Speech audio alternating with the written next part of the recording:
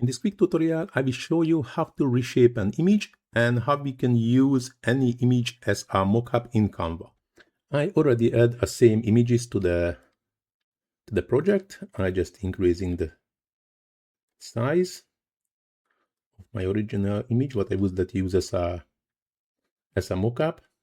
I just click on the wrong one, so I have to click on the image what I would to reshape.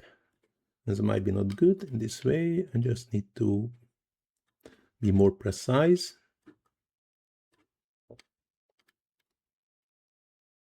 Moving to here, and this one to here. So I'm going to the apps and searching the app called Distortify, this application. Click on the free, and in this case we have the 4 corner of the image what we can move.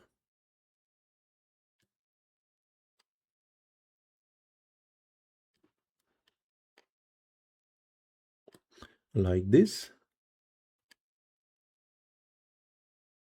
And I know here we have to have some frame also on the laptop. Like this. More or less, a bit more up to get parallel. Yes, more like this, and save and close. And now we need to select both images and just group it.